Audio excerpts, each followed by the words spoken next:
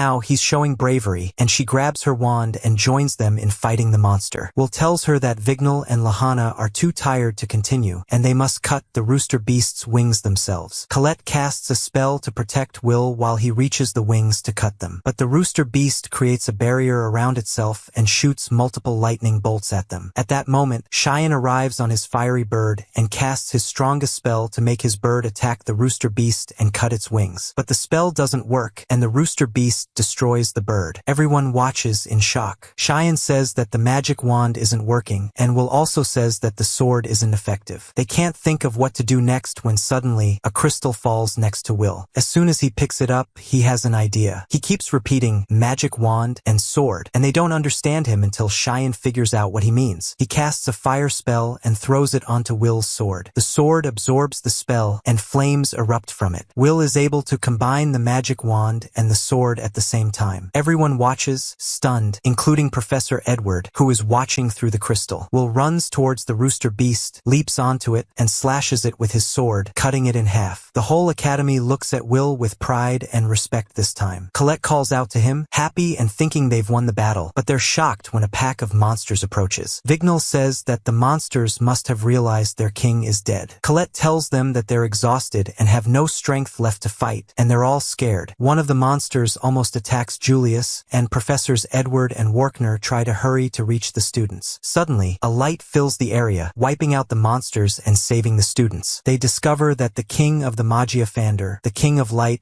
has come personally to help them. Will is surprised and wonders what brought the king here. The king greets them all and tells them that they fought bravely, honoring them. Everyone is thrilled that the king himself has said this. Will, however, notices someone with the king wearing black, and the person looks down at Will and asks for his name. After that, they all head back and finally exit the Aldemas, heading to the academy. All the students and teachers are in shock from what happened, and they learn that over 11 teachers have died, but nothing happened to the students. The team sits, saddened and upset about the teachers who passed, and they ask themselves about the two villains they saw in the Aldemas. Colette tells them that the academy couldn't find any trace of them or understand the cause of the strange events that happened. Lahana thanks them all and says that they were a great team together and that this team was the best thing that happened in the training. She's hungry, so Colette goes to bring a tray of apples and feeds it to Lahana. But Lahana doesn't stop at one or two. She finishes the entire tray. Colette gets upset because there's nothing left for Will to eat. Lahana says that she performed a lot of magic in the Aldemas, which drained her energy, so she eats a lot and it's not usual for her. She continues talking about Will and thanks him again. Julius keeps making fun of Will, and Colette brings him food, shoving it in his mouth to the point where he almost chokes. Cheyenne asks Will how he did it in the Aldemas and how the sword managed to absorb his magic. Julius starts speaking again, saying it must not have been anything important. When Julius mocks Will again, Kiki gets tired of it and scratches his face. Will tells them that he doesn't know how he managed to do it. Lahana tells them that they should ask Professor Warkner or Edward because she feels that what happened was very special. Will remembers the young boy from the Aldemas and asks his friends about him. They tell him that the boy is from the Fawn tribe, which has no magical abilities but knows the Aldemas very well. They're considered guides and discovered the underground levels in the Aldemas. Will tells them that he wants to ask more about this boy because he felt something strange about him. Afterward, Will goes down to practice with his sword. Julius, Cheyenne, and Vignal watch him from above, not understanding how he can train with his injuries. Cheyenne gets frustrated and says that if Will can train and hold his sword, then he can too. He calls out to Will from above, asking him to fight him. Will looks at him and tells him that this is not the right time. Cheyenne jumps out of the window, injured, and everyone tries to calm him down, telling him to save the fight for later. But Cheyenne says that during the tag battle tournament, Will promised him that one day they would have a small fight, and now is the time. Will agrees, grabs his sword, and fights Cheyenne. They have fun, laughing and running after each other, with Cheyenne throwing spells and Will deflecting them. They jump around the academy. Professor Warkner chases after them, trying to stop them from what they're doing, while Professor Edward walks by, uninterested. They all have a good time together. Some time passes, and it's the time for the end-of-year exams. Will holds the paper and starts solving it, with his mind focused on finishing the exam, earning as many points as possible, and meeting Ivy.